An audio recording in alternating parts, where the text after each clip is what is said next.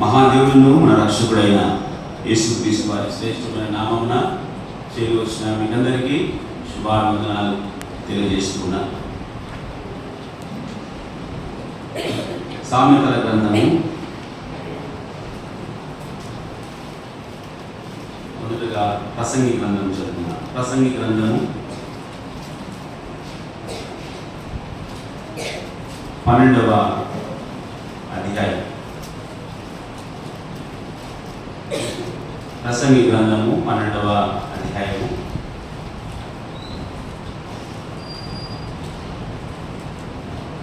మొదటి 2 వచనాలు కలిసి చదువుకుందాం. ప్రసంగి గ్రంథము 12వ అధ్యాయము మొదటి 2 వచనాలు కలిసి చదువుకుందాం. అందరం బైబిల్ తెరిచి నాతో పాటు కలిసి చదవడానికి ప్రయత్నం చేయండి. దుర్దినములు రాకముందే ఇప్పుడు వీటి యందు నాకు సంతోషం లేదని నీవు చెప్పు సంవత్సరములు రాకముందే తేజస్సునకును సూర్యచంద్ర నక్షత్రమునకును చీకటి అమ్మకముందే వాన వెలిసిన తర్వాత మేఘమును మరలా రాకముందే నీ బాల్య దినమైందే నీ సృష్టికర్తను స్మరణకు తెచ్చుకొనుము. ప్రార్థన చేసుకుని మనం వాక్య పాఠంలోకి వెళ్దాం. పరిశుద్ధుడా మహోన్నతులకు దేవ, నీ పాదములకు స్తోత్రములు వందనములు చెల్లిస్తున్నాం. ప్రభువా, ఈ దినం సంఘంలో యవనస్తుల కూడికలో మమ్మల్ని అందరినీ మరొకసారి మీరు చేర్చిన విధానం బట్టి మీకు స్తోత్రములు చెల్లిస్తున్నాం నాయనా. ఉదయకాలం వేళలో చేరి వచ్చిన బిడ్డలు బట్టి నీకు స్తోత్రములు. వచ్చిన వారు ప్రభువా ఖాళీ మనసుతో వెళ్ళగా మీ వాక్యమును భద్రం చేసుకొని ఈ దినమంతా ప్రభువా నీ వాక్యంలో వారు స్థిరపరచబడి బలపరచబడి విన్న వాక్య ప్రకారము నడుచుకోవడానికి సంఘంలో కానీ సమాజంలో కానీ నడుచుకోవడానికి మీరు కృప చూపించమని ప్రార్థన చేస్తున్నాం. ముందున్న సమయంలో మాతో మీరు ఉండండి. మీరు లేని ఈ స్థలము మేము ఎన్ని మాటలు మాట్లాడుకున్నా వ్యర్థం. మీరు మా మధ్య ఉండండి, మాతో మీరు మాట్లాడండి. ఏ వ్యక్తికి ఏ వాక్యము అవసరమైనదో ఆ వాక్య భాగాలను ఆయా రీతులుగా మీరు మాట్లాడుతురండి. ప్రభువా, మీరే కృప చూపించండి. మాట్లాడుతున్న నేను నా సొంత జ్ఞానంతో కాక పరలోక సంబంధమైన జ్ఞానమును మాట్లాడుతూ పరిశుద్ధాత్మతో ప్రభువా నీ బిడ్డలతో మాట్లాడడానికి మీరు కృప చూపించమని సహాయం చేయమని మా ప్రభువును మా రక్షకుడు యేసుక్రీస్తు వారి శ్రేష్టమైన నామమున ఈ ప్రార్థనని వేడుకుంటున్నాం తండ్రి, ఆమేన్. ప్రియమైన దేవుని పిల్లలారా, యవనస్తులారా, దేవుడు మరొకసారి చాలా దినముల తర్వాత మీతో కలిసి వాక్యాన్ని ధ్యానించడానికి నేర్చుకోవడానికి దేవుడి ఇచ్చిన అవకాశాన్ని బట్టి మొదటగా ఆయనకు కృతజ్ఞతాస్తుతులు చెల్లిస్తున్నాను. ఈ విధంగా మీటింగ్ ఏర్పాటు చేసుకోవడం అన్నది చాలా మంచి విషయము. కానీ ఒక మాట జ్ఞాపకం చేస్తాను. చాలా సంఘాలలో హాలిడేస్ వచ్చాయి కనుక, ఏదో సమయం ఉంది కనుక ఏదైనా ఒక ప్రోగ్రాం పెట్టుకుంటే బాగుంటుందేమో అన్న ఆలోచనతో చాలా సంఘాలలో కొన్ని కార్యక్రమాలు చేస్తూ ఉంటారు. ఒకవేళ అలాంటి ఆలోచన ఉంటే ఈ రోజంతా దేవుని వాక్యం మన మనసులోకి వెళ్ళదు. ఈరోజు ఏర్పాటు చేసుకున్న ఈ మీటింగ్ ద్వారా ఉదయకాలం నుంచి సాయంత్రం వరకు మనం ఏర్పాటు చేసుకున్న ఈ మీటింగ్ ద్వారా దేవుడు నాతో ఏం మాట్లాడుతున్నాడు, ఏ వాక్యము ద్వారా నన్ను ఆయన సన్నిధిలోనికి నడిపిస్తున్నాడు. దేవుని వాక్యం కొరకు నీవు కనిపెట్టుకున్న వ్యక్తిగా నీవు ఉండగలిగితే ఈ దినం మన జీవితాల్లో, మన సంఘంలో ఉపయోగకరంగా ఉంటుంది. అలా కాకుండా ఏదో యూత్ మీటింగ్ పెట్టినారు, పోకపోతే ఏమన్నా అనుకుంటారేమో అన్న ఆలోచనతో ఒకవేళ వచ్చి ఉంటే, వచ్చిన నీకు మరొకసారి వందనాలు. ఆ మనస్సును వదిలిపెట్టి దేవుని సన్నిధానంకు వచ్చావు కనుక దేవుని వాక్యాన్ని చక్కగా విని మనం సరి చేసుకోవాల్సిన విషయాలు చాలా ఉంటాయి. మనము పరిపూర్ణం కాదు, చాలా విషయాలు నేర్చుకోవాల్సిన విషయాలు ఉంటాయి. అవి సంఘంలో కానీ సమాజంలో కానీ మనము విన్న వాటిని అవలంబిస్తూ మన జీవితాన్ని కొనసాగించుకోవాలి. యేసుక్రీస్తును తెలుసుకున్న తర్వాత ఏదో పాత జీవితమే మరలా మనము జీవించకుండా క్రీస్తు పోలికలోనికి మనము రావాలని దేవుని ఆశ, ఆకాంక్ష. కాబట్టి ఈ దినము ఉదయకాలం నుంచి సాయంత్రం వరకు దేవుని మాటలు, దేవుని పాటలచే మనము ఆయన సన్నిధిలో గడపడానికి సిద్ధపడిన మనము దేవుడు మనతో ఏం మాట్లాడాలని ఆశపడుతున్నాడు. ఈరోజు ఉదయకాలం నుంచి విన్న వాక్యం నాలో ఏమి సరి చేసుకోవాలని దేవుడు నాతో మాట్లాడుతున్నాడు అన్న ఆలోచనతో వాక్యాన్ని వింటూ సరి చేసుకునే విషయాలుంటే సరి చేసుకొని మనం ముందుకు సాగిపోదాం. విని వదిలిపెట్టేవారిగా కాకుండా దేవుని వాక్యానికి తగినట్టుగా నడుచుకోవలసిన బాధ్యత, అవసరం మన మీద ఉంది. కాబట్టి ఆ విధంగా మనము సాగిపోవడానికి మనము ప్రయత్నం చేద్దాం. వచ్చిన మీరు ఒకవేళ ఖాళీ మనసుతో వచ్చింటే ఈ సాయంత్రం వెళ్ళేటప్పుడు అదే ఖాళీ మనసుతో వెళ్ళక దేవుని వాక్యాన్ని కొంతైనా మన హృదయాల్లో భద్రం చేసుకొని ఆ వాక్యం ప్రకారం ఇదిగో క్రీస్తు దేవుడు ఈరోజు నాతో ఇది మాట్లాడాడని మన ఇతరులకు సాక్షులుగా జీవించడానికి ఈరోజు ఉపయోగకరంగా ఉండాలి. ఆ విధానంలో మనం వాక్యం విందాం. ఆ వాక్యాన్ని మనము గైకొంటూ ఈరోజు ప్రభు సన్నిధానంలో మనము గడుపుదాం. ఎందుకు మనిషికి వాక్యము అవసరం అంటే, కీర్తన గ్రంథంలో ఒక మాట మనకు తెలిసిన మాటనే, యవనస్తులు దేని చేత తమ నడకను సరి చేసుకుంటారు అంటే ఏమనుంది? గట్టిగా చెప్పడమా? నీ వాక్యమేనా? ఇంకా వేరే పదం ఉందా? వాయిస్ మాట్లాడలే. యవనస్తులు దేని చేత తమ నడకను సరి చేసుకుందరు అన్న మాట కింద ఏముంది? నీ వాక్యమేనా? ఇంకో వేరే మాట ఉంది? నీ వాక్యమేనా? దేవుని వాక్యము వలననే మన స్థితిగతులు మారిపోతాయి, మన ప్రవర్తనను సరి చేసుకుంటారు. యెహోవా వాక్యము వలననే మన స్థితిగతులు మారుతాయి అని వాక్యము సెలవిస్తూ ఉంది. కాబట్టి దేవుని వాక్యానికి ఇవ్వవలసిన ప్రాముఖ్యత, ప్రాధాన్యత దేవునికి మనము ఇవ్వగలిగినప్పుడు మన జీవితాలు మారిపోతాయి. మనము పరిపూర్ణతలోనికి మనం వస్తాం. అందుకే చదవబడిన లేఖన భాగంలో ప్రసంగి గ్రంథము 12వ అధ్యాయంలో ఈ 2 వచనాలలో ప్రాముఖ్యంగా చివరి మాటను నేను మీకు జ్ఞాపకం చేయడానికి ఇష్టపడుతున్నాను.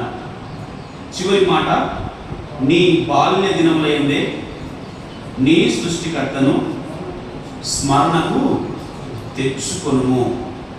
నీ బాల్య దినములైందే సృష్టికర్తను స్మరణకు తెచ్చుకొనుము అని మాట్లాడుతున్నాడు. ఈ ప్రసంగిని గ్రంథాన్ని రాసిన వ్యక్తి పేరు ఏం పేరుమా? వాయిస్ నుంచి వాయిస్ రావట్లేదు.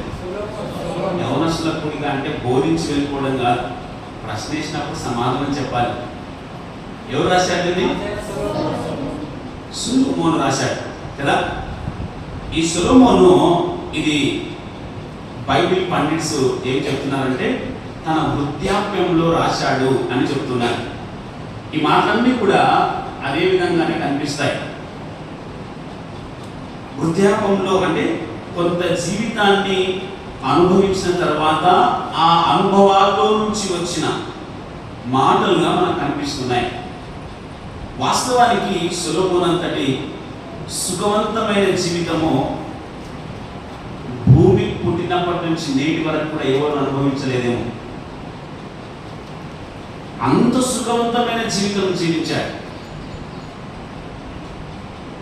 అంతటి మహా రాజయి సుఖవంతమైన జీవితము జీవించి తద్వారా వచ్చిన ఫలితాన్ని మనకు నేర్పిస్తూ ఉన్నాడు. బైబిల్ గ్రంథంలో యవనస్తుల కొరకు వ్రాయబడిన పుస్తకం ఏదైనా ఉంది అంటే అది ప్రసంగి గ్రంథమే. అక్కడక్కడ కొన్ని విషయాలు మనకు మాట్లాడుతున్నాడు దేవుడు, మనతో గ్రంథస్థం చేయబడ్డాయి. కానీ ఎక్కువగా ప్రస్తావించబడిన గ్రంథము ప్రసంగి గ్రంథం. ఈ గ్రంథంలో ప్రారంభంలోనే ఆయన వ్యర్థము వ్యర్థము వ్యర్థము అని మాట్లాడుతున్నాడు. బైబిల్ గ్రంథంలో మాట మీరు ఆలోచించాలి. ఒక చోట ఒక పదం వచ్చిందంటే ఆ పదం మరలా రెండవసారి రిపీట్ అవుతుందంటే దాని ఇంపార్టెన్స్ చాలా ఎక్కువగా ఉన్నదని అర్థం. ఒక పదము మరలా మరలా మరలా ఒక 3 సార్లు వచ్చిందంటే దాన్ని వదిలిపెట్టకుండా దాని మీద మనం అధ్యయనం చేసి దానిని ఒకవేళ అది మంచి అయితే దాన్ని మనము అవలంబిస్తూ, అది చెడైతే దాన్ని విడిచిపెట్టి మన జీవితాన్ని మార్చుకోవాల్సిన అవసరం ఉంది. అది బైబిల్ టర్మినాలజీలో ఒక భాగమైంది. ఈ 12 అధ్యాయాల ఈ చిన్న పుస్తకంలో వ్యర్థము అనే మాట దాదాపుగా ఎన్నిసార్లు ఉంది చెప్పగలరా? బైబిల్ చదవము కదా, ఎన్నిసార్లు ఉందమ్మా? అట్లాంటివి ఏమన్నా అడిగితే వెంటనే మొబైల్ తీసుకొని గూగుల్ చేయడం కదా. ఏదైనా ప్రశ్న వేసినప్పుడు వెంటనే కొంచెం సమయం ఇవ్వండి మాకని చెప్పి వెంటనే గూగుల్ అడిగితే గూగుల్ తల్లి చెప్తాము. అది అయిపోయింది మన జీవితం. బైబిల్ని క్షుణ్ణంగా చదివే అలవాటు తప్పిపోయింది. దాదాపుగా 37 సార్లు ఉంది వ్యర్థము వ్యర్థము వ్యర్థము అనే మాట. కేవలము ఈ 12 అధ్యాయాలలో 37 సార్లు మనకు కనిపిస్తూ ఉంది. చూడండి, ఒక పదము ఒక 2 సార్లు 3 సార్లు వస్తేనే బైబిల్ టర్మినాలజీలో చాలా ప్రాముఖ్యమైన విషయంగా మనం చూస్తున్నాం. 37 సార్లు వచ్చింది అంటే ఇక్కడ వ్యక్తమైన దాని గురించి ఎంత చక్కగా ఈ గ్రంథకర్త మనకు రాస్తూ ఉన్నాడో. రాసిన వ్యక్తి సామాన్యమైన వ్యక్తి కాదు. ప్రపంచంలోనే ఆయన లాంటి సుఖవంతమైన జీవితం ఎవరు జీవించలేదు. అలాంటి ఆయన అనుభవపూర్వకంగా మనకు రాస్తున్నాడంటే మనం ఆ మాటలపై కొంత శ్రద్ధ ఉంచాల్సిందే. మీరు ఇంటికి వెళ్ళిన తర్వాత ఈ ప్రసంగి గ్రంథం అంతా ఒకటే రోజు చదవడానికి ప్రయత్నం చేయండి. ఇంకా దేవుడు అనేకమైన విషయాలు మీతో మాట్లాడతాడు. ఈరోజు చదవబడిన ఈ లేఖన భాగంలో నీ బాల్య దినములయందే సృష్టికర్తను అంటున్నాడు. సృష్టికర్తను నీవు స్మరణకు తెచ్చుకో అని మాట్లాడుతున్నాడు. స్మరణ అంటే చెప్తారా? స్మరణ అంటే జ్ఞాపకమా? సరే, గుర్తు తెచ్చుకోవాలి, జ్ఞాపకం తెచ్చుకోవాలి. ఈ పర్యాయ పదాలు నీ బాల్య దినములైతే సృష్టికర్తను జ్ఞాపకం తెచ్చుకో.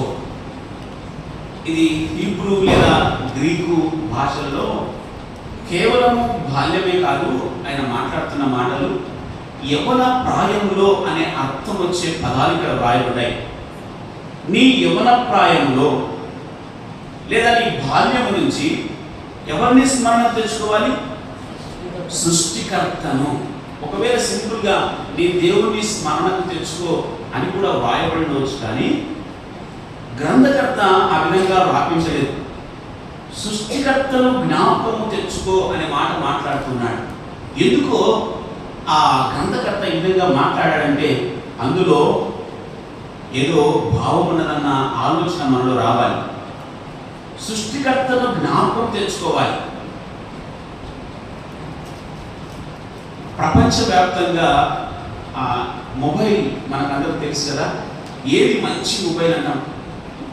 మంచి మొబైల్ యాపిల్ కదా, ఐఫోన్, యాపిల్ ద బెస్ట్ ప్రపంచంలోనే. దాన్ని తయారు చేసిన సాఫ్ట్వేర్ని ఇంతవరకు కూడా ఎవరు కూడా డీకోడ్ చేయలేకపోతున్నారు. యాపిల్ ఫోన్లో వాడబడిన సాఫ్ట్వేర్ ఎవరు కూడా హ్యాక్ చేయలేకపోతున్నారు. అంత పటిష్టమైన సాఫ్ట్వేర్ని ఆయన తయారు చేశాడు. ఎవరైనా ఐఫోన్ని కనిపెట్టిన సాఫ్ట్వేర్ తయారు చేసిన స్టీవ్ జోబ్స్. Very good. ఆయన చెప్తున్నాడు, నేను ప్రపంచానికి ద బెస్ట్ మొబైల్ ఇచ్చాను, కానీ నేను ద బెస్ట్గా ఉండలేకపోయాను అని చెప్తున్నాడు. ఎవరు హ్యాక్ చేయలేని మంచి సాఫ్ట్వేర్ నేను ప్రపంచానికి పరిచయం చేశాను, కానీ నేను ప్రపంచానికి బెస్ట్గా ఉండలేకపోయాను. ఒక మాదిరికరంగా నా జీవితం లేదు అని ఆయన ఒక ఇంటర్వ్యూలో చెప్పిన మాట. ఐఫోన్ను తయారు చేసిన సృష్టికర్త. ఇక్కడ ఒక మాట మీకు జ్ఞాపకం చేస్తాను. ఒకవేళ మన చేతిలో ఉన్న మొబైల్స్ మన మాట వినకుండా ఉంటే, నీతో నాకు పని లేదు అని ఒక మూల కూర్చుంటే మొబైల్ పరిస్థితి ఏమవుతుంది? ఏమవుతుందమ్మా? బ్యాటరీ ఊడిపోతుంది కదా. ఛార్జింగ్ పెడుతూ డిశ్చార్జ్ చేస్తూ ఉంటే మొబైల్ మన చేతిలో పనిచేస్తుంది. ఛార్జింగ్ పెడుతున్నది, దాన్ని వాడుతూ ఉంటూ ఆ డిశ్చార్జ్ అయిపోయి మళ్ళీ ఛార్జింగ్ పెడుతుంటే ఏ మొబైల్ అయినా అది వర్క్ చేస్తుంది. ఈ మొబైల్ ఒకవేళ మన చేతిలో ఉండకుండా నీవు నన్ను కనిపెట్టినా, నీవు నన్ను కొనుక్కున్నా, నేను మాత్రం నీ చేతిలో ఉండను అని ఒకవేళ అవి నీ మీద కొట్లాడి ఇంట్లో ఒక మూల కూర్చుంటే కొద్ది దినాల తర్వాత దాన్ని చూద్దామంటే కూడా మనకు మనసు రాదు. ఎందుకంటే అది పాడైపోతుంది. అట్ ద సేమ్ టైం సృష్టికర్తను మనము జ్ఞాపకం చేసుకోకుండా ఉంటే, సృష్టికర్తను ఆయన చేతిలో మనం ఉండకుండా మన ఇష్టానుసారంగా మనం బ్రతకడానికి అలవాటు పడితే మన పరిస్థితి కూడా అదే. అందుకే గ్రంథకర్త మాట్లాడుతున్నాడు, నీ దేవుని జ్ఞాపకం తెచ్చుకొని సింపుల్గా ఆయన రాయలేదు. నీ సృష్టికర్త అయిన దేవుని, నీ సృష్టికర్తను నీవు స్మరణకు తెచ్చుకొని మాట్లాడుతున్నాడు. ఈరోజు వాడకుండా ఉంటే మొబైల్ ఏ విధంగా అయితే పనికి మారిన స్థితిలోనికి వెళ్ళిపోతుందో, దానిని ఎవరు కూడా ఉపయోగించకుండా పరిస్థితిలోకి వెళ్ళిపోతా ఉందో, నీవు కూడా నీ సృష్టికర్త అయిన దేవుని చేతిలో ఉండకుండా, నీ యవన ప్రాయంలో దేవుని చేతిలో దేవుడు నాకు అవసరం లేదు ఇప్పుడే అన్నట్టుగా ఒకవేళ నీ మనస్సు, నీ ప్రవర్తన ఒకవేళ ఉంటే, మొబైల్ లాగానే మనం కూడా దేనికి పనికి రాకుండా అయిపోతాం. సృష్టికర్త అయిన చేతిలో మనం ఉన్నప్పుడు మనం ఉపయోగకరంగా ఉంటాం. మన జీవితము దేవునికి తగినట్టుగా ఉండకుండా మన ఇష్టానుసారంగా జీవించినట్లయితే అది దేనికి పనికి రాకుండా అయిపోతా ఉంది. కాబట్టి ఈరోజు మనము గుర్తు చేసుకోవాలి, యవ్వన ప్రాయంలో నీ సృష్టికర్త అయిన దేవుణ్ణి నీవు జ్ఞాపకం చేసుకుంటున్నావా? నీ సృష్టికర్త అయిన నీ ప్రభువును నీవు గుర్తు చేసుకుంటూ ఉన్నావా? అలా గుర్తు చేసుకుంటూ ఉంటే నీ జీవితానికి ఒక అర్థం అంటూ ఉంటుంది. ఒకవేళ దేవుడు ఉన్నాడు అని దాటేసుకొని వెళ్ళిపోయే పరిస్థితుల గుండా నీవు వెళ్ళిపోతుంటే నీ జీవితానికి అర్థం ఉండదు. నీ జీవితానికి పరమార్థం ఏమంటూ ఉండదు. ఎప్పుడైతే ఆయన చేతిలో ఉంటామో అది మనకు ఉపయోగకరం. ఎప్పుడైతే ఆయన కనుసైలో మనం నడుస్తుంటామో అది మనకు ఉపయోగకరం. ఎప్పుడైతే ఆయన వెలుగు కనుక మనము కూడా వెలుగుగా ఉండాలి అన్న ఆలోచన ఎప్పుడైతే మనకు వస్తుందో ఇతరులకు మనం వెలుగుగా జీవించగలం. లేదంటే మనం కూడా చీకటి బ్రతుకులే, మనము కూడా చీకటిలో ఉన్న ఆ పరిస్థితిలో ఉన్నవారమే మనం కూడా. అందుకే బాల్య దినములైందే లేదా నీ యవ్వన ప్రాయంలోనే నీ సృష్టికర్త అయిన దేవుని జ్ఞాపకం చేసుకో అని మాట్లాడుతున్నాడు. అలాగైతే మనం జ్ఞాపకం చేసుకుంటున్నామా? మనం చేసుకుంటూ ఉంటాం. ఎగ్జామ్స్ వచ్చినప్పుడు దేవుడా ఈ ఎగ్జామ్స్ పాస్ కావాలని జ్ఞాపకం చేసుకుంటుంటాం కదా. ఏదైనా ఉద్యోగం రావాలి, ఇంటర్వ్యూకి వెళ్ళాలి అంటే ఈరోజు నేను ఇంటర్వ్యూకి వెళ్ళాలని పొద్దున్నే లేచి తలస్నానం చేసి ప్రార్థన చేసుకుని వెళ్తాం. దేని కొరకు? ఆ ఇంటర్వ్యూ మనకు, ఆ ఉద్యోగం మనకు రావాలి అని. ఇలాంటి అవసరాల కొరకు మాత్రమే మనం జ్ఞాపకం చేసుకుంటూ ఉన్నట్లయితే ఆలోచించండి, మన దేవుడు ఆపద మొక్కుల వాడు కాదు. ప్రేమైన దేవుని పిల్లలరా, దేవుని జ్ఞాపకం చేసుకోవడము అంటే నీ ఆలోచనలో ఎప్పుడు కూడా దేవుడు ఉండాలి. నీవు చేస్తున్న పనిలో దైవం కనిపించాలి. నీవు మాట్లాడుతున్న మాటలో క్రీస్తు కనిపించాలి. నీవు వీధిలో నడుచుకుంటూ వెళుతున్నప్పుడు నిన్ను చూసిన వారు బలా అని చెప్పగలగాలి. అది క్రీస్తును లేదా సృష్టికర్తను జ్ఞాపకం చేసుకోవడం అంటే. ఇప్పుడు మనం ఆలోచించాలి ఒకసారి. నువ్వు వెళుతున్నప్పుడు నీ గురించి ఏమి మాట్లాడుకుంటున్నారు? నువ్వు వీధిలో వెళ్తున్నప్పుడు, బయటకు వస్తున్నప్పుడు, నువ్వు కాలేజీకి వెళ్తున్నప్పుడు, ఉద్యోగం చేస్తూ వెళుతూ ఉన్నప్పుడు మంచి సాక్ష్యం ఉందా?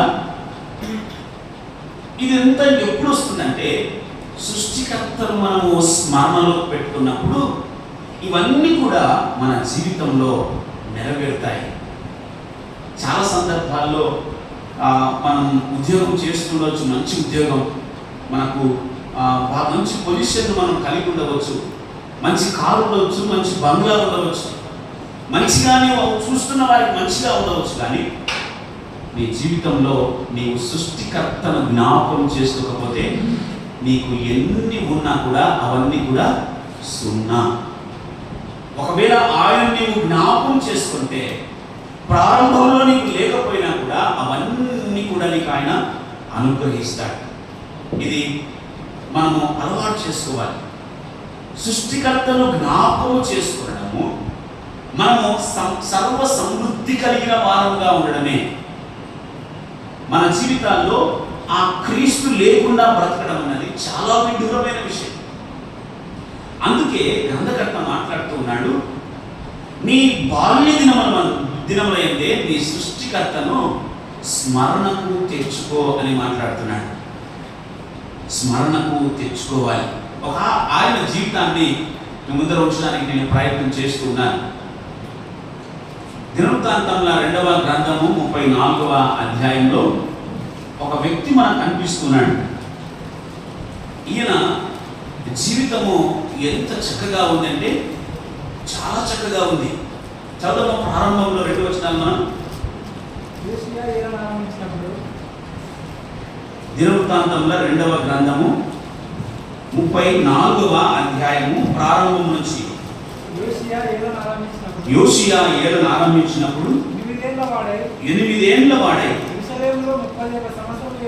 యెరూషలేములో 31 సంవత్సరములు ఏలు అతడు యెహోవా దృష్టికి నీతిని అనుసరించుచు కుడికైనను ఎడమకైనను తిరగకుండా తన పితరుడైన ప్రవర్తనకు సరిగా ప్రవర్తించను.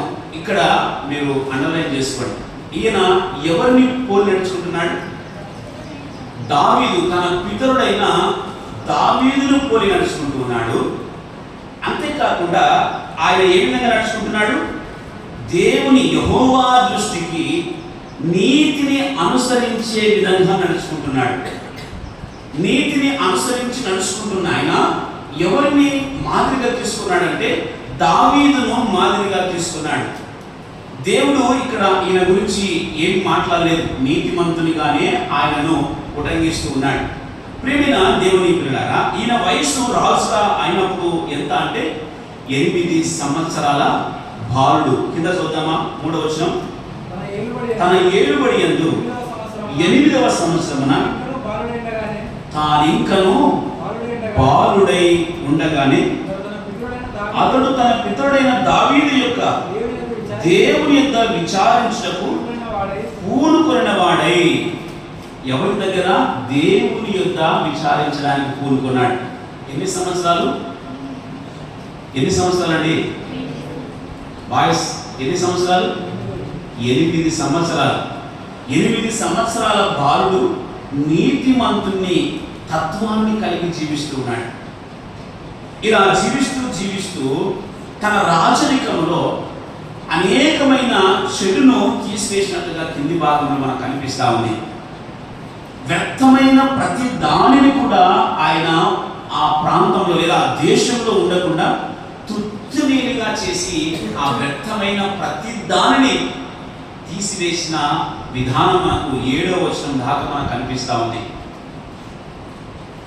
మీరు ఇంటికి వెళ్ళిన తర్వాత ఈ అధ్యాయం అంతా ఒకసారి మరలా చదవండి. దేశంలో ఉన్న చెడును తీసివేస్తున్నాడు.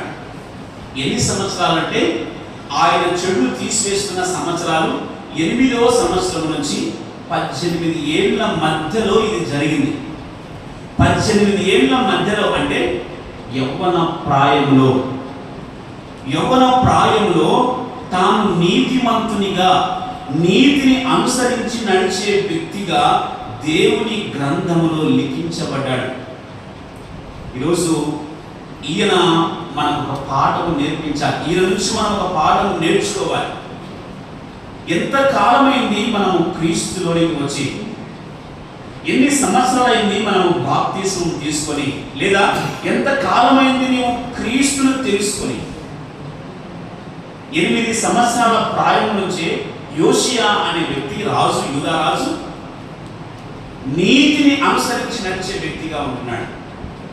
ఈరోజు చాలా సంవత్సరాలైంది మనము సంఘానికి రాబట్టి, చాలా సంవత్సరాలైంది క్రీస్తుని తెలుసుకొని.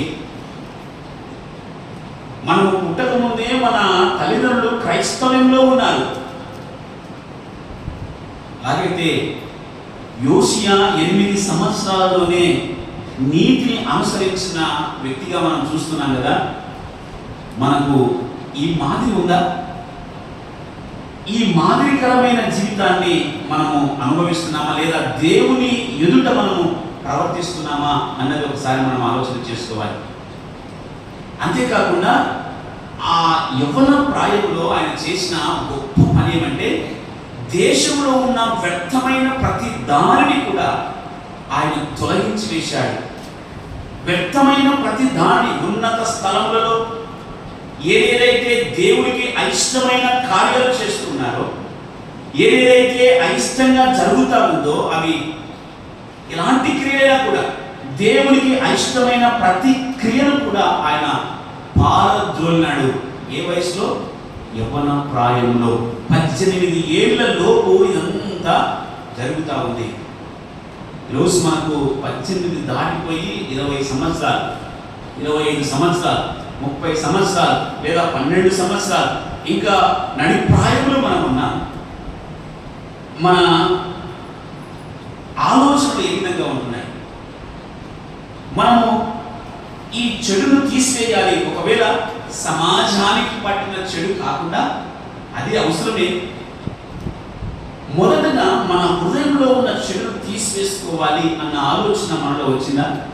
ఈ ఆలోచన ఎవరికి వస్తుందంటే, ఎవరైతే సృష్టికర్తను స్మరణలోనికి తీసుకొని వస్తుంటారో, సృష్టికర్తను ఎప్పుడైతే మనము జ్ఞాపకం చేసుకుంటామో ఆయన ఇలాంటి కార్యాలన్నీ కూడా చేయడానికి ప్రేరేపిస్తాడు. మనము క్రీస్తును లేదా సృష్టికర్త అయిన దేవుణ్ణి ఎరుగక సరళేని దాటుకొని వెళుతూ ఉన్నప్పుడు మనము ఎవరికి ఉపయోగకరంగా ఉండాలి. ఏ చెడును తీసివేయలేము. మన హృదయంలో ఉన్న చెడును తీసివేసుకోలేము. మన సంఘంలో ఉన్న కార్యక్రమాలను తీసివేసుకోలేము. అంటే దేవునికి విరుద్ధమైనవి, లేదా మన సమాజంలో మన ఇంటిలో ఉన్న ఆచార వ్యవహారాలను కూడా మనము మానుకోలేని పరిస్థితి. ప్రేమైన దేవుని సంఘమా, ఇక్కడ ఒక మాట జ్ఞాపకం చేస్తాను. ఆచార వ్యవహారాలు అంటే మనమంతా కూడా క్రైస్తవులము, క్రీస్తుని ఎరిగిన వారమే. కానీ లోకంలోనికి ఏదైనా ఒకటి సంభవిస్తే, లోకంలో ఉన్నది ఏదైనా కూడా లోకస్తులు చేసే ఆచారం ఏదైనా వస్తే మనం కూడా దాని వెంట వెళ్తున్నాం, మనం కూడా దాన్ని చేసుకుంటూ వెళ్తున్నాం. కారణం ఏమంటే సృష్టికర్తను స్మరణకు తెచ్చుకోలేని కారణమే. సృష్టికర్తను మరచిపోయి బ్రతికిన బ్రతికే. ఎంత విలాసవంతమైన జీవితము జీవించిన ఈ రాజు చివరికి తెలుసుకున్నది ఏమంటే సృష్టికర్తను జ్ఞాపకం చేసుకుంటున్నాడు. ఆ సృష్టికర్తను జ్ఞాపకం చేసుకుంటే నీ ఆలోచనలు మారిపోతాయి. ఆ సృష్టికర్తను జ్ఞాపకం చేసుకుంటే నీ చదువులో ఆయన నీకు చేయి పట్టుకొని నడిపిస్తాడు. ఆ సృష్టికర్తను జ్ఞాపకం చేసుకుంటే నిన్ను ఉన్నతమైన స్థితికి తీసుకొని వెళ్తాడు. అది మర్చిపోయి యవ్వనేచ్ఛలకు మనం అలవాటు పడిపోయి మనంతటి వాడే లేడు, మనంతటి వ్యక్తే లేడు అన్నట్టుగా మనం చాలాసార్లు మన వీధుల్లో, మన సంఘాల్లో, మన ఇంటిలో మనం ప్రవర్తించిన దినాలు లేవంటారా? దానికి కారణం సృష్టికర్త అయిన దేవుణ్ణి మర్చిపోవడమే, సృష్టికర్త అయిన దేవుని జ్ఞాపకం చేసుకోకుండా ఉండడమే. కానీ ఈ యోషియా తన చిన్నతనంలోనే దేవుని యందు భయభక్తులు కలిగిన వ్యక్తిగా మనకు కనిపిస్తున్నాడు. ఈయన ఈ క్రమంలో దేశంలో ఉన్న చెడునంతటిని తీసివేస్తున్న క్రమంలో దేవుని మందిరాన్ని కూడా శుద్ధి చేయాలి అన్న ఆజ్ఞ తన కింద ఉన్న ప్రజలకు లేదా నాయకులకు ఇచ్చాడు. వారు ఆ యొక్క మందిరాన్ని వారు శుభ్రపరుస్తున్నప్పుడు ఒక గ్రంథము వారికి దొరికింది. ఒక గ్రంథం వారికి దొరికింది. ఆ గ్రంథమే చదువు మాట ఒకసారి 14వ వచన భాగం, దినవృత్తాంతముల 2వ గ్రంథము 34వ అధ్యాయము 14వ వచన భాగం. యెహోవా మందిరములోనికి తేబడిన ద్రవ్యమును బయటికి తీసుకొని వచ్చినప్పుడు మోషే ద్వారా యెహోవా దయచేసిన ధర్మశాస్త్రము గల గ్రంథము యాజకుడైన హిల్కీయాకు కనబడెను. ప్రేమైన దేవుని పిల్లలారా, యవనస్తులారా, నాకు చూడాలమ్మా, నాకు చూడాలి. ఈయన మొదటి జీవితం ఏ విధంగా ఉంది? 2వ వచనంలో యెహోవా దృష్టికి నీతిమంతుడు. ఇక్కడ జరిగిన కార్యాన్ని మనం జ్ఞాపకం చేసుకుంటే మనకు ఈయన జీవితంలో ఎన్నో పాటలు ఉన్నాయి. దేవునికి తగినట్టుగా దేవుని చేత నీతిమంతునిగా పేరు పొందిన ఆయన ఈ గ్రంథము దొరికినప్పుడు, ఈ గ్రంథంలో ఉన్న విషయాలను చదివినప్పుడు ఈయన చేసిన ఒక గొప్ప కార్యం ఏమంటే, ఆ మాట మనకు 19వ వచనంలో మనకు కనిపిస్తూ ఉంది. ఆ గ్రంథంలో ఉన్న మాటలను ఆయన చదివాడు. చదివిన తర్వాత ఆయన చేసిన పని, అతడు ధర్మశాస్త్రపు మాటలు చదివి వినిపించగా రాజు విని తన వస్త్రములను చింపుకున్నాడట. తన బట్టలు చింపేస్తున్నాడు.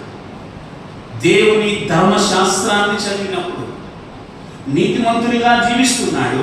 కానీ దేవుని వాక్యాన్ని పరిపూర్ణంగా చదివినప్పుడు తన బట్టలు చించివేసుకున్నాడు.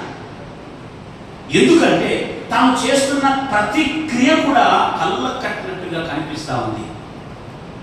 ఈరోజు మన జీవితాల్లో కూడా మనం బాగానే ఉంటాం, చర్చికి వస్తుంటాం, దేవుని వాక్యం వింటుంటాం, వెళ్ళిపోతుంటాం. మనకు సర్టిఫికెట్ కూడా మన వీధులు కానీ మన సంఘములు కానీ మంచి సాక్ష్యము, మంచి సర్టిఫికెట్ ఇచ్చి ఉంటారు. కానీ ఇక్కడ దేవుని వాక్యాన్ని విన్నప్పుడు తన జీవితాన్ని సరిచేసుకున్న అనుభవం మనలో ఉందా అన్నది మనం పరీక్షించుకోవాలి. దేవుని వాక్యం మనతో మాట్లాడుతున్నప్పుడు అందులో సరిచేసుకోవాల్సిన విషయాలు వచ్చినప్పుడు యోషియా ఏ విధంగా అయితే బట్టలు చింపుకొని దేవుడి సన్నిధానంలో మోకరించి ప్రార్థన చేసిన విధానం ఏమైతే ఉందో ఆ విధానము మనకు రావాలని ఈ యవనస్తుని గురించి దేవుడు లిఖించాడు. ఈరోజు ఇక్కడ కూర్చున్న యవనస్తులమైన మనం, దేవుని పిల్లలందరూ కూడా మన పేరు మంచిగా ఉంటుంది, మనం నడుస్తున్న నడవడిక మంచిగా ఉంటుంది, కానీ దేవుని వాక్యము ఒకానొక సందర్భంలో నీతో మాట్లాడినప్పుడు, నీ జీవితాన్ని సరిచేసుకొని మాట్లాడినప్పుడు సరి చేసుకుంటున్న అనుభవం మనకు ఉందా అని మనం ఆలోచించాలి. ఉందా అనుభవం? యోషియాకు ధర్మశాస్త్రం దొరికింది, అది చదివి వినిపిస్తూ ఉన్నారు. ఆ ధర్మశాస్త్రంలో ఉన్న మాటలన్నింటినీ విన్నప్పుడు ఆయన తన వస్త్రములను చింపుకొని దేవుని ఎదుట సాష్టాంగపడి దేవుని ఎదుట మోకాల్లోని ప్రార్థన చేసి ఆయన చెప్తున్న మాట ఎలాంటి మాటనో మీకు జ్ఞాపకం చేస్తాను.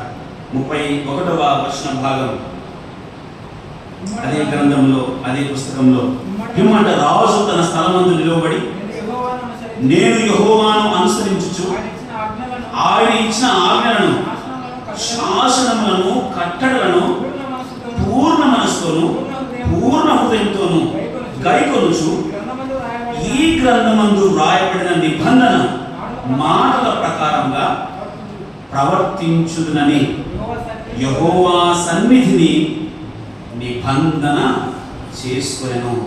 ఎప్పుడు చేసుకుంటున్నాడు? గ్రంథములో ఉన్న మాటలు విన్నప్పుడు, గ్రంథములో ఉన్న మాటలు తనను హెచ్చరించినప్పుడు తన జీవితాన్ని మార్చుకుంటున్నాడు. నీతిమంతుడే, దేవుని చేత నీతిమంతుడిగా లిఖించబడిన మాటలు 2వ వచనంలో మనం చూస్తున్నాం. అయినప్పటికీ కూడా తనలో ఉన్న ఇంకా ప్రతి విధమైన డాగును, మచ్చను ఆయన శుద్ధీకరించుకుంటున్నాడు. ఏ ప్రాయంలో? యవ్వన ప్రాయంలో చేస్తున్నాడు ఈ పని. ఈరోజు మనందరికీ కొన్ని పాఠాలు ఉన్నాయి యోషియా జీవితం నుంచి. మనం వాక్యము విన్నప్పుడు సరి చేసుకున్న అలవాటు మనకుందా? వాక్యం వింటాం, మరలా వెళ్ళిపోతాం. వాక్యం వింటాం, మరలా వెళ్ళిపోతాం. ఇది రొటీన్గా జరుగుతూ వస్తా ఉంది మన నిత్య జీవితంలో. కాదంటారా? యవనస్తులారా, మీ యవన కాలంలో యవనేచ్ఛలకు దూరంగా పారిపోండి అని తిమోతి గారితో పౌలు గారు రాస్తున్నప్పుడు ఈ మాటలు మనం ఎన్ని మార్లు వినలేదు. అలాగైతే యోషియా ఏ విధంగా అయితే సరి చేసుకున్నాడో ఆ విధంగా మనం సరి చేసుకున్నామా? సరి చేసుకోవాలనే యోషియా గురించి దేవుడు మనతో మాట్లాడుతున్నాడు. ఒక మంచి తీర్మానం, మంచి నిబంధన చేసుకున్నాడు. దేవుని వాక్యాన్ని విన్నప్పుడు ఈరోజు ప్రారంభంగా తొలి పలుకులుగా ఈ మాటలు వింటున్న మీరు, ఈ దినమంతా దేవుని మాటల చేత కట్టబడుతున్న మీ జీవితాలు, ఇది దేవుని వాక్యం నాతో మాట్లాడుతున్నది అని ఎంతవరకు మీరు మార్పు చెంది జీవిస్తారో ఈరోజు ఒక ఛాలెంజ్ మీకు. ఇదిగో ప్రభు నాతో నీవేం మాట్లాడుతున్నావు ఉదయకాలం నుంచి. యోషియా ఏ విధంగా అయితే దేవుని మాటలు విని తన జీవితాన్ని సరి చేసుకున్నాడో, నేను కూడా ఈరోజు ఉదయకాలం నుంచి సాయంకాలం వరకు విన్న మాటలను బట్టి నా జీవితంలో ఏదైనా ఉంటే నేను సరి చేసుకుంటాను ప్రభు అన్న తీర్మానం, అన్న నిబంధన నీలోనికి రాకపోతే ఈరోజు ఈ కూడికకు వచ్చి కూడా శుద్ధ దండగా బాధపడద్దండి. అలాంటి మనస్తత్వం లేకుండా ఇక్కడ కూర్చొని ఉంటే, ఎందుకు ఈ మాట చెప్తున్నానంటే, యవనస్తులుగా ఈ కూడికను మనం ఏర్పాటు చేసుకున్నాం కాబట్టి మన జీవితంలో మర్చిపోలేని దినంగా ఇది అయిపోవాలి. ఇదిగో నేను దేవుని వాక్యాన్ని బట్టి ఈ రోజు నా ఫలానా నిర్ణయం తీసుకున్నాను, ఈ విధంగా నేను బ్రతకడానికి నేను అలవాటు చేసుకున్నాను. యోషియా ఏ విధంగా అయితే దేవుని సన్నిధానంలో నిబంధన చేసుకుని బ్రతికాడో, దేవుని వాక్యాన్ని విన్నప్పుడు నేను కూడా ఇదిగో ఈరోజు ఈ మాటలు విని నేను నా జీవితాన్ని మార్చుకున్నాను. సృష్టికర్త అయిన దేవుణ్ణి నేను జ్ఞాపకం చేసుకుంటాను. నేను చేసే పనిలో, నేను మాట్లాడే మాటల్లో, నేను ఉద్యోగం చేస్తున్న చోట, నేను పని చేస్తున్న చోట ఇదిగో నా సృష్టికర్తను నేను చాటి చెప్తాను.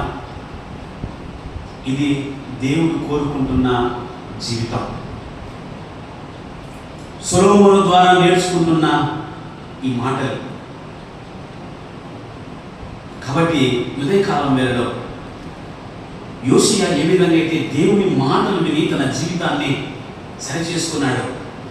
నీతిమంతుడే, దావీదును పోలి, దావీదును మాదిరిగా చేసుకొని నడుస్తున్న నీతిమంతుడే. కానీ పరిపూర్ణమైన వాక్యం వచ్చినప్పుడు ఆ మనిషిని పోలి నడుచుకుంటున్న వ్యక్తి దేవుని పోలికలోనికి మార్చబడుతున్నాడు, దేవుని నిబంధనలోనికి వస్తూ ఉన్నాడు. యోషియా యవ్వన ప్రాయంలో.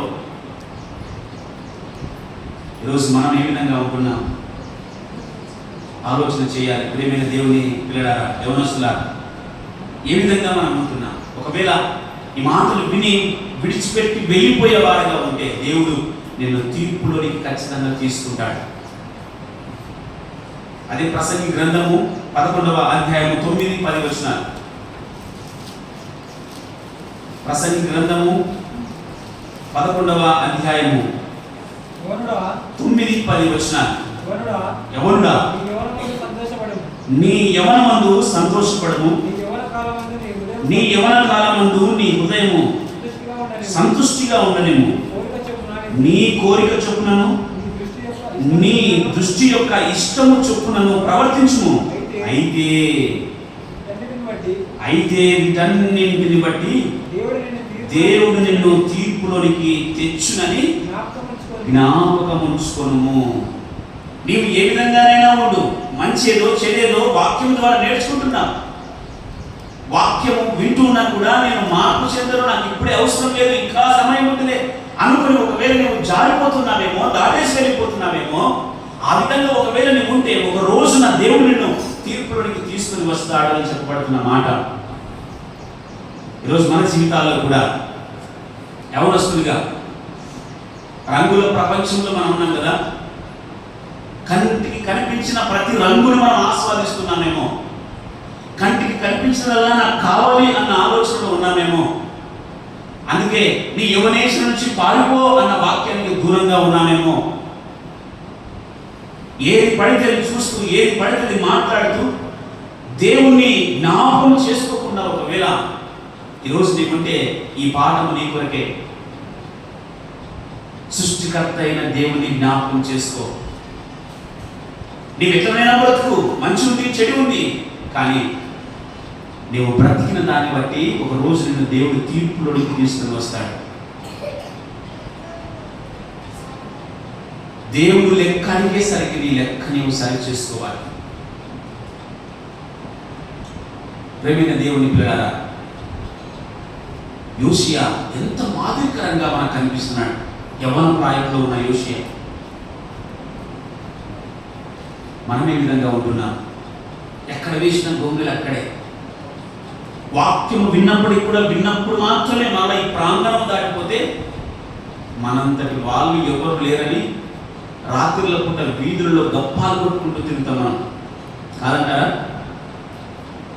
ఫ్లెక్సీల పైన, లోక సంబంధమైన ఫ్లెక్సీల పైన మన ఫోటోలు వేసుకొని క్రైస్తవ పేర్లు ముద్రించుకుంటాం మనం.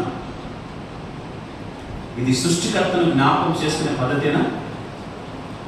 ఎవరు చూస్తలేరు లేని, ఎవరు లేరు లేని భయంకరమైన అశ్లీలత వైపు మనం వెళ్తున్నామేమో. ఒక ఆయన ఈ మాట చెప్పాడు, నీవెవరో నీకు తెలియాలంటే, నేను ఎవరో అని ప్రశ్న వేసుకుంటానంటే, ఎవ్వరూ లేనప్పుడు రూమ్లో ఒంటరిగా నీవు ఉన్నప్పుడు నీ ఆలోచన ఏదైతే ఉంటుందో అదే నువ్వు అంటున్నాడు. బయటికి బాగా కనిపించవచ్చు, చర్చికి సమయానికి వస్తూ ఉండవచ్చు, సండే స్కూల్లో బాగా పాల్గొంటుండవచ్చు, పాటలు బాగా పాడుతుండవచ్చు, వాక్యం బాగా చెప్తూ ఉండవచ్చు. కానీ ఒక రోజున నీ ఇంట్లో ఎవ్వరు లేనప్పుడు, మొబైల్ నీ చేతిలో ఉన్నప్పుడు, నీవు ఏ ఆలోచన నీలోకి వస్తుందో అది నీ నిజ స్వరూపం. ఒకవేళ ఆ స్వరూపము దేవునికి దూరంగా ఉంటే యోషియాను జ్ఞాపకం చేసుకో. ఈ ఉదయకాలంలో ఈయన రాజు, ఈయనకి ఏమీ తక్కువ లేదు, అయినప్పటికీ కూడా ఒక మంచి తీర్మానం తీసుకున్నాడు. ఇదిగో దేవుని వాక్యము నాతో మాట్లాడింది, నేను ఒక మంచి తీర్మానం, నిబంధన చేసుకుంటున్నాను అని నిబంధన చేసుకున్నాడు. ఇంకొక వ్యక్తి నాడు నిబంధన చేసుకునే వ్యక్తి, మీకు అందరికీ కూడా తెలుసు, చాలాసార్లు పౌరస్తుల కూడికలో చెప్పారు. యోబు గ్రంథం 31వ అధ్యాయంలో యోబు కూడా ఒక మంచి తీర్మానం, ఒక నిబంధన చేసుకున్నాడు. నా కన్నులతో నేను నిబంధన చేసుకున్నాను. దేనికి? కన్యకను నేను ఏ విధంగా చూస్తాను, పరస్త్రీని ఏ విధంగా చూస్తాను నేను నిబంధన చేసుకున్నాను. పరస్త్రీని పరపురుషుని ఏ విధంగా చూస్తాను అన్న నిబంధన. రోజు ఈ నిబంధన మనలో ఉందా? తమ్ముడు చెల్లి, మనలో ఉందా ఈ నిబంధన? యోబు గారు తీసుకున్న నిబంధన, ఇదిగో నా కన్నులతో నేను నిబంధన చేసుకున్నాను, కన్యకను నేను ఏ విధంగా చూస్తున్నాను, పరపురుషుని ఏ విధంగా చూస్తున్నాను. ఈ నిబంధనలోనికి నీవు రాగలగాలి. రోజున యోషియా తన జీవితంలో యవ్వన ప్రాయంలో దేవునికి నీతిమంతునిగా నడిచిన ఆ నీతిమంతమైన జీవితము నాకు కూడా ఇవ్వు ప్రభువా అని నీవు ఎప్పుడైతే ఆయన దగ్గరికి వస్తావో, ఆయనను బలవంతంగా మార్చడం కూడా, బలవంతంగా నీవు రాని చర్చిలో కూర్చోబెట్టడం ఎప్పుడు కూడా, ఒకవేళ ఆ విధంగా బలవంతంగా తీసుకొచ్చి నేను మార్చగలిగితే నీవు మెంటలో నిలబడటం దేవుని దృష్టిలో. ఎందుకంటే ఆ మెంటల్ హాస్పిటల్కి మనం వెళ్తే కన్నా వాళ్ళ చేతులకు ఏమేసింటారు, సంఖ్యలు వేసింటారు కదా, గొంతుకు సంఖ్యలు వేసింటారు. ఏం కారణం ఏమంటే వాళ్ళు మాట్లాడుకున్నారు, ఖచ్చితంగా పట్టుకొని వచ్చి రూమ్లో వేస్తారు. ఆ విధానంలో దేవుడు మనం చూడట్లేదు. అందుకే ఇక్కడ 9వ వచనం మాట్లాడుతున్నాడు, యవనస్తుడా నీ యవనమందు సంతోషపడు. సంతోషపడుతున్నావా? మంచిదే. అలాగని దేవుడు సంతోషపడకూడదని చెప్పట్లేదు. కొన్నిసార్లు మనం అనుకుంటుంటాం, యేసుక్రీస్తును దేవుడిని తెలుసుకున్న తర్వాత సొట్టపాపడు తీసుకొని ప్రత్యేకంగా జీవించాలి, ప్రత్యేకత అవసరమే, కానీ ఒక ట్రాన్స్ఫర్కి వెళ్ళిపోతూ ఉంటారు. ఇదిగో నేను బాప్టిజం తీసుకున్నాను కనుక ఇక ఎవరితో మాట్లాడకుండా ఉండాలి. అది దేవుడు చెప్పట్లే. నువ్వు సంతోషించట్టున్నాడు, కానీ పరిధులు ఉంటాయి దానికి. నువ్వు ఆనందంగా ఉండు, కానీ దానికి పరిధులు ఉంటాయి. ఇది మనం అలవాటు చేసుకోవాలి. ఫ్యాషన్గా ఉండొద్దని దేవుడు ఎక్కడ చెప్పట్లే. ఫ్యాషన్గా ఉండొచ్చు, కానీ దానికి కూడా హద్దులు ఉంటాయి, దానికి పరిధులు ఉంటాయి. ఆ పరిధిని మించి వెళ్తున్నప్పుడు నీవు సృష్టికర్తను జ్ఞాపకం చేసుకోవట్లేదు అని అర్థం. నా ఎంత వాడు లేడు అన్నట్టుగా మనము షట్టుకున్న గుండె ఇప్పేసుకొని తిరుగుతున్నప్పుడు అది సృష్టికర్తను జ్ఞాపకం చేసుకోలేని పరిస్థితి. నా ఇంతటి వాళ్ళు లేరు అని భయంకరంగా ఫ్యాషన్కి మనం లోబడి జీవిస్తుంటాం చూడు, అది సృష్టికర్తను జ్ఞాపకం చేసుకోలేని పరిస్థితి. సృష్టికర్తను జ్ఞాపకం చేసుకున్న వారి స్థితి ఏ విధంగా ఉంటుందంటే యోషియా జీవితం లాగా ఉంటుంది, ఒక మరియమ్మ జీవితం లాగా ఉంటుంది, ఒక కవితా జీవితం లాగా ఉంటుంది, ఒక దావీదు జీవితం లాగా ఉంటుంది. వీరంతా కూడా దేవుణ్ణి జ్ఞాపకం చేసుకొని ఆ జ్ఞాపకంలో వారి జీవితాన్ని కొనసాగించుకున్నవారు. కాబట్టి ఉదయకాలం మేరలో మరొకసారి ఆ మాటను జ్ఞాపకం చేసుకొని మనం ముగిస్తాం. ప్రసంగి గ్రంథం 12వ అధ్యాయము 2వ వచన భాగం చివరి మాట అందరం కలిసి చదువుతాం ఒకసారి. నీ బాల్య దినంలో ఏందే నీ సృష్టికర్తను స్మరణకు తెచ్చుకుందామా? మనం చేసే ప్రతి పనిలో, మనం చేసే ప్రతి మాటలో, మనము వేసే ప్రతి అడుగులో సృష్టికర్తను జ్ఞాపకం తెచ్చుకుందామా? మన జీవితాలు మారిపోతాయి. ఒకవేళ మొదటగా నీకు లేకపోయినా దేవుడు ఖచ్చితంగా నేను ఉన్నతమైన స్థితిలో నిన్ను తీసుకుని వస్తాడు. ఇది మనం అలవాటు చేసుకున్నాము. కాబట్టి నీ యవ్వన ప్రాయంలోనే యవ్వనేచ్ఛలను వదిలిపెట్టి సృష్టికర్త అయిన దేవుని జ్ఞాపకం చేసుకోవాలి. రండి, మోకాళ్ళ మీదకి రండి, ఒకసారి ప్రార్థించుకోండి. రండి, మోకాళ్ళ మీదకి రండి. రావలసిన వారందరూ, ఒకవేళ మోకాలు లేకపోతే మోకాళ్ళ మీద వద్దు, కానీ మోకాలు ఉన్న వారందరూ కూడా యవనస్తులు ప్రాముఖ్యంగా ఈరోజు ఉదయకాలం నుంచి సాయంకాలం వరకు కూడా దేవుడు నీతో ఏం మాట్లాడుతున్నాడో దానికి నీ మనసు ఇవ్వడానికి ఇష్టపడతావా? సహోదరుడా, సహోదరి, ఈరోజు నా జీవితంలో ఒక ప్రత్యేకమైన దినంగా ఉండాలి ప్రభువా. నేను ఇంతకాలము నిన్ను జ్ఞాపకం చేసుకోకుండా బ్రతికాను, చేసుకున్నా అప్పుడప్పుడు చేసుకొని బ్రతికాను, నన్ను క్షమించు ప్రభువా. ఈ దినం నాతో మీరు మాట్లాడుతున్న మాటలకు నా హృదయాన్ని నేను తెరిచి వాక్యానికి సంపూర్ణంగా లోబడతాను ప్రభువా. ఈ తీర్మానం తీసుకుంటావా తమ్ముడు, చెల్లి? మాయ యోషియా ఏ విధంగా అయితే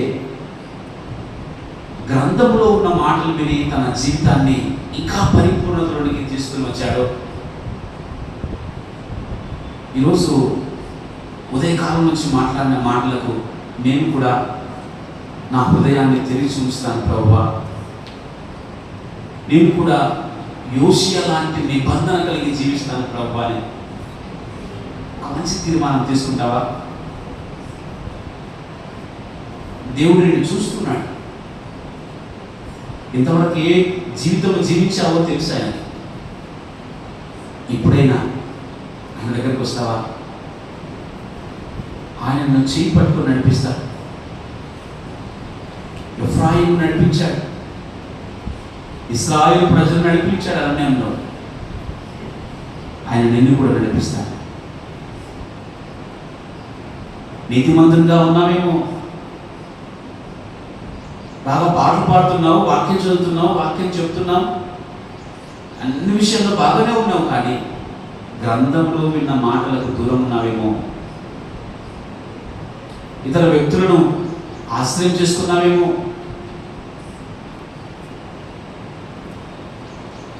ఒక్కసారి మౌనంగా ఉండగా ఈ దినం ఉపయోగపడాలి ప్రభువా.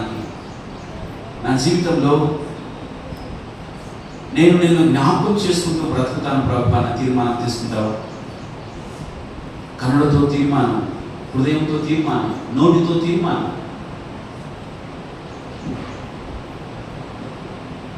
ఖాళీ మనసుతో వెళ్ళక దేవుని వాక్యాన్ని నింపుకుంటావా? మనంతగానో ప్రేమించిన మా ప్రియ పరలోకపు తండ్రి, పాదములకు స్తోత్రములు వందనములు చెల్లిస్తున్నాను నాయన. ఉదయకాలం వేళలో ప్రభువా మీరు తీసుకొని వచ్చిన లేఖన భాగాన్ని యవనస్తుల కూడికలు పరిశుద్ధ మహోన్నతుడా మీరు మాట్లాడిన విధానంలో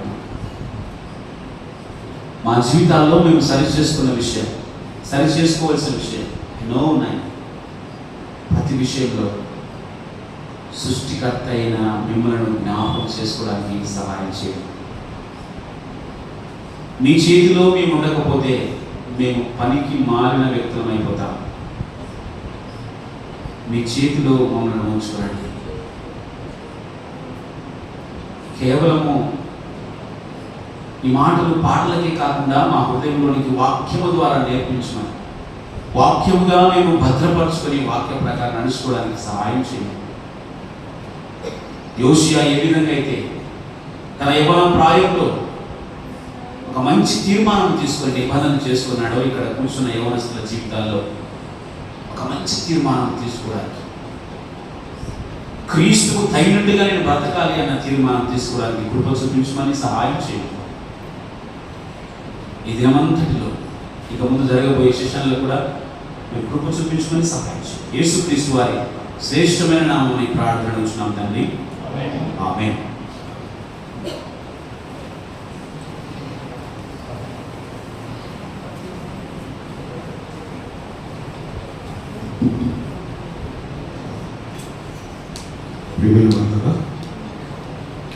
సురేశ్న గారు యవన కుమారులకు, యవన కుమార్తెలకు మంచి వర్తమానం అందించారు. ప్రసంగం 12వ అధ్యాయం 1వ వచనం 2వ వచనం చదివి అందులో ఉన్న విషయాలు చక్కగా ధ్యానం చేసి అందరికీ యవన బిడ్డలకు, ఇక్కడ చేరి వచ్చిన పెద్దలు కావచ్చు, వచ్చిన వాళ్ళందరికీ కూడా అర్థమయ్యే రీతిలో అన్నగారు చక్కని వర్తమానం అందించిన అన్నగారికి మరి సంఘం తరపున ప్రత్యేకమైన వందనాలు. మరి విత్తబడ్డ వాక్యం నిమిత్తము మరి సేకరణ ప్రార్థన చేస్తాడు. అనంతరము టీ బ్రేక్ ఉంటుందండి, టీ బ్రేక్ ఉంటుంది. మరి టైము 10 నిమిషాలు, ప్రేయర్ అనంతరము 10 నిమిషాలు మరి టీ బ్రేక్లో ముగించుకుని వచ్చి మళ్ళీ కూర్చోవాలి. మళ్ళీ సాంగ్స్ ఉంటాయి, సెకండ్ మెసేజ్ ఉంటుంది. మన మధ్యకు మరి సుమేరణ గారిని దేవుడు నడిపించాడు క్షేమంగా, దేవుడికి స్తోత్రాలు. అన్నగారికి కూడా వందనాలు. శంకరన్న మిత్రపడ వాక్యం నిమిత్తము మన హృదయాల్లో ఆ వాక్యం ఫలించులాగున అన్నొచ్చి ప్రార్థన చేస్తాడండి. అనంతరం నేను మీకు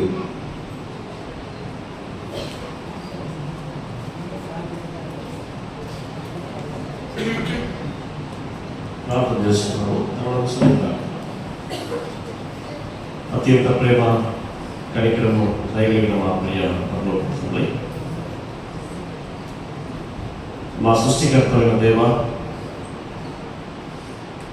సర్వమును మీ మహత్తి గల బాధ్యత కలిగిస్తున్నటువంటి సృష్టికర్తమైన దేవ, ఉదయకాల సమయంలో మీ పరిశుద్ధ నామాన్ని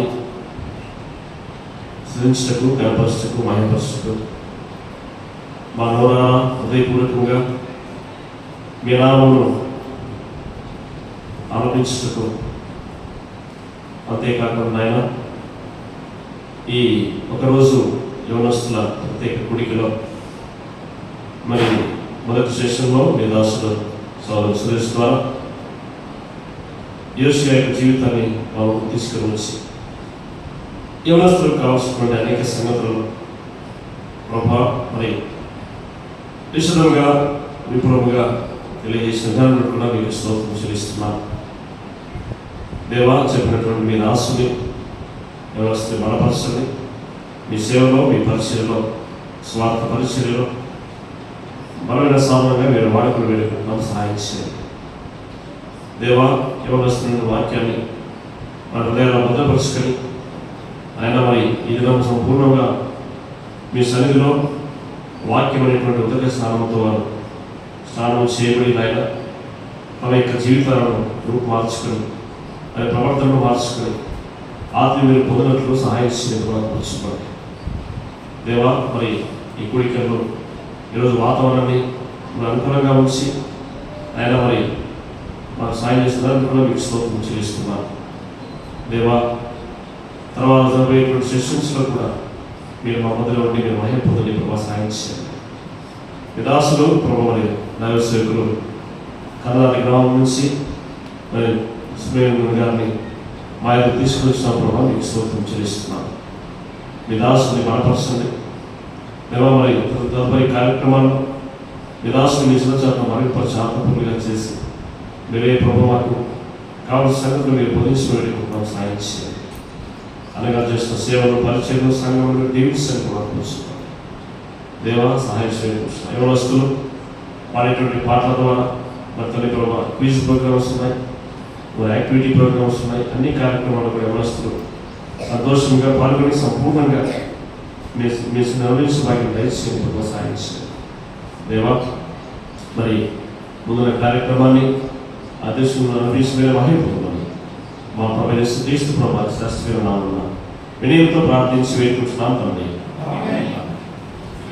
10 నిమిషాలు టీ బ్రేక్ సమయాన్ని పాటించండి. మళ్ళా వెంటనే పాటలు వాక్యం ఉంటుంది.